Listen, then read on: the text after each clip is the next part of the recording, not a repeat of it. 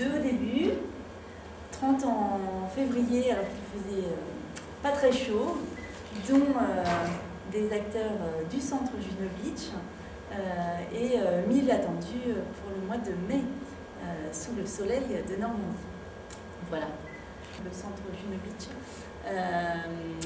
Les courants de la liberté, puisque l'idée, vous avez vu l'historique, c'est que c'est la rencontre un peu de la course à pied et du yoga, et que on a un très bel événement sur la région caennaise que sont les courants de la liberté, et si des coureurs peuvent participer aussi, puisque le yoga est une activité complémentaire à celle de la course à pied, venir participer, marquer un geste de paix sur la plage, ce serait très bien. Et donc l'accueil des courants de la liberté est vraiment important aussi en termes de coaching, de méthodologie, d'organisation de projet et de communication. J'ai rencontré le yoga il y a pratiquement 2 ans, tout à fait par hasard, au travers d'écran. Le yoga réussit à me tendre la main au travers d'écran, c'était très bien comme ça. Et depuis, j'ai envie de faire se converger ce que je fais dans la vie, à savoir professeur de lettres, auprès d'un public de collégiens et également d'un public d'étudiants étrangers à l'université de Caen. Donc j'ai eu envie de faire plusieurs choses avec le yoga et avec mes compétences qui sont liées à l'écriture notamment.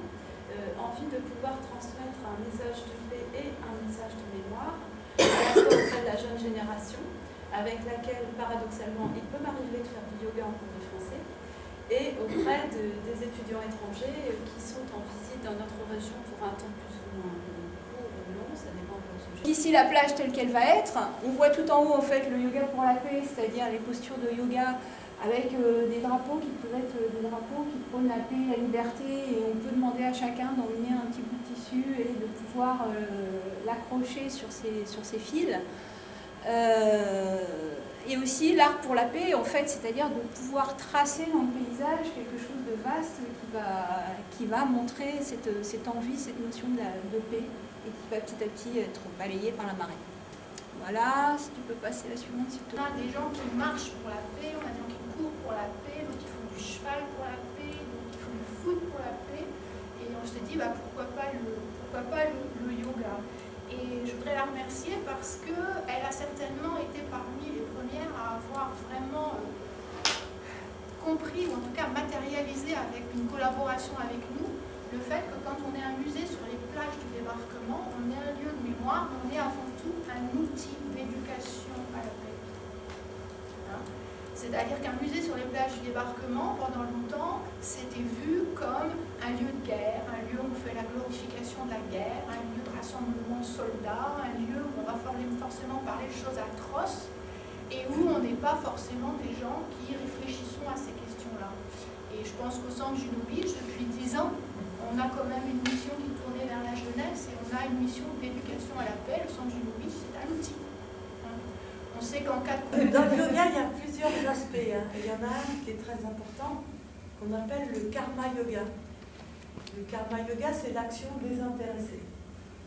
Alors, ce qu'on est en train de faire là, si vous voyez la quantité de travail qu'il y a derrière, on est en train de faire du karma yoga. Donc,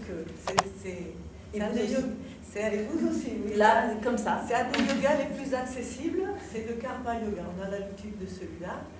Et sans celui-là, on peut lui mettre les mots de pionnière, de tout ce qu'on veut, mais c'est une façon de pratiquer le yoga, de décider, voilà, je donne tout ce que j'ai pour que ce soit possible et que ce soit au bénéfice de la communauté, sans intérêt personnel.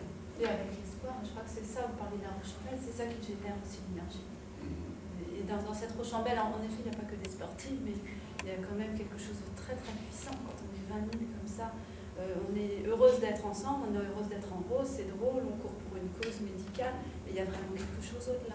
Il y a aussi une forme d'amitié spéciale. Bon, là c'est féminin, mais il y a quelque chose qui dépasse le simple rassemblement organisationnel. La cause médicale est très forte. Oui, très forte. Et on peut, ça peut aussi s'assimiler à une pratique de yoga. Parce que l'intérêt, il n'est pas personnel, il n'est pas égotique, il est un rassemblement au bénéfice d'une cause de l'humanité. n'emploie toujours ce même mot qui est très intéressant, amour. Hein, Mais- s'il n'y avait pas cette aspiration à un mieux-être ensemble grâce au collectif, personne ne viendrait. Et c'est de ça dont il s'agit. Et quand vous parliez tout à l'heure d'un engagement contre le fascisme, il est très clair dans notre démarche.